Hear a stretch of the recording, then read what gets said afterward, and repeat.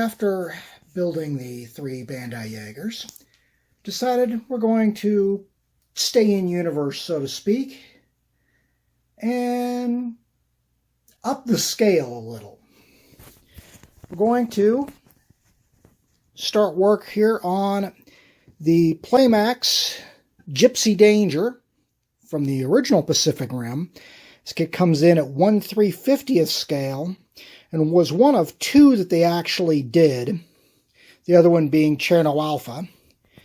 And this one, much like the Bandai kits, has a lot of plastic. It also comes with LED unit for the chest reactor. The sprue is not blurred. There are actually 2 identical sprue there. Got lots of gray and blue plastic to minimize painting, as well as the clear sprue, which includes the reactor, the helmet faceplate, markings for striping, as well as the helmet faceplate's tinting, and of course the rather involved instruction book. This one will probably take a little more to build than the Bandai Jaegers did, but it's time to get started.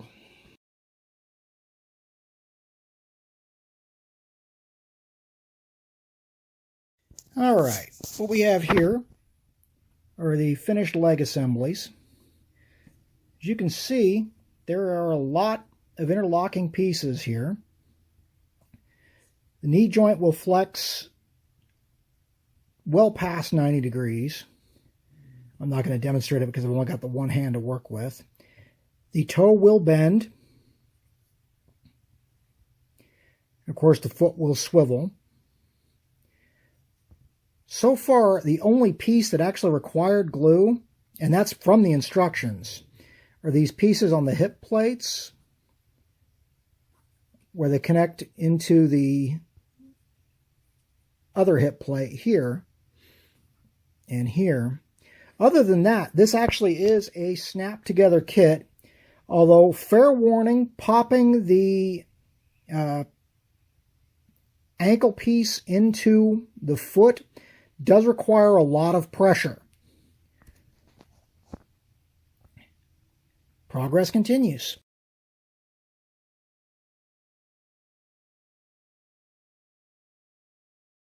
Alright, as you can see, we've now got the hip section, abdomen, head, and chest section done, as well as the LED unit installed in the chest. Now, looking at the head here, you'll notice that ball piece that goes into the neck socket is clear, along with the visor for Gipsy Danger. It won't show up well, but it looks like it's designed to carry the light from the LED unit into the head. We'll see how it looks when everything's all said and done.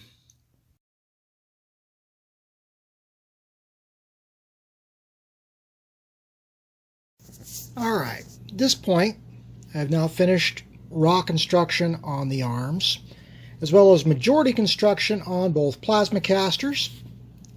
Now I say majority construction because I found one thing I don't like about this kit. In order to use the plasma casters, you actually have to take the armor off the forearms. Whereas on the Bandai versions, you actually got armor for both pieces. Now I understand them trying to keep the part count down, but for me it's a little bit of a gripe. Now, as far as the chainswords go, you've got the as extending version, as well as the ready-to-go version, and basically all you've got to do to install them is stick the tang of the blade inside that little notch there. Yeah, as I just popped one of the armor pieces off trying to close up that seam. You've got open hands as well as closed fists. And at this point, I'm going to hold off putting it all final together until I get the weathering and markings done.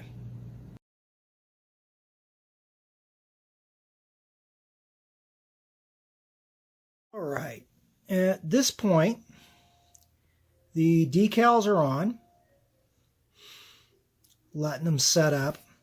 I admit the hip piece is on backwards, but it is backwards right now, but that's just because that's the side that had the decals on it.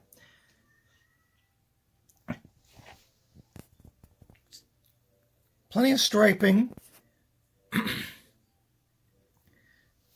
I'll be glad when these have had a chance to set up, because then it'll be time to start the weathering, and then we can go for final assembly.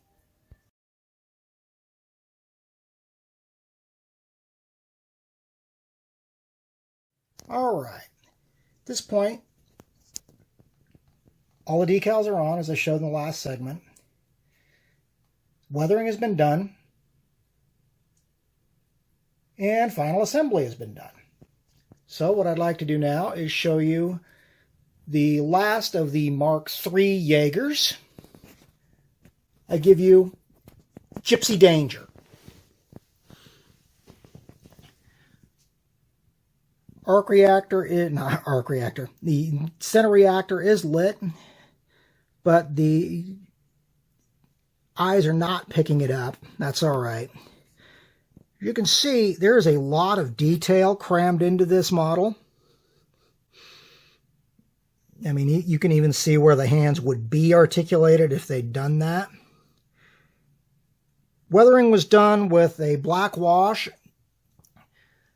and a dry brush of silver. The kit is fully posable, although that comes with a little bit of a caveat, which I'll get into in a minute. This here, of course, we've got her in the iconic startup fist into open hand pose.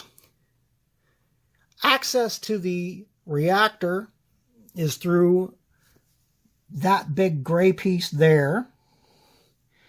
But as you can see, the markings are fairly extensive. There's even a warning sign on Gypsy's butt.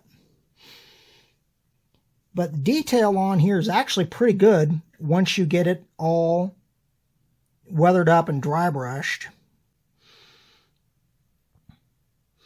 All in all, I'm very happy with with the end result, but like I said, the posability comes with a caveat. This is not a Bandai kit by any stretch. It goes together fairly well. It poses fairly well. But you got to watch out. Some of the pieces do need to be forced into place, especially these back plates. These two posable ones here and here.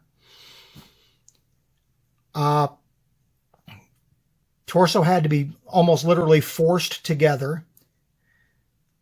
The other drawback to this one not being by Bandai is you've got to be careful with the armor because sometimes it will pop off. Now, before I start rambling and or ranting anymore, I'm going to stick some stills at the end of this and send Gypsy off to go punch some giant monsters in the face.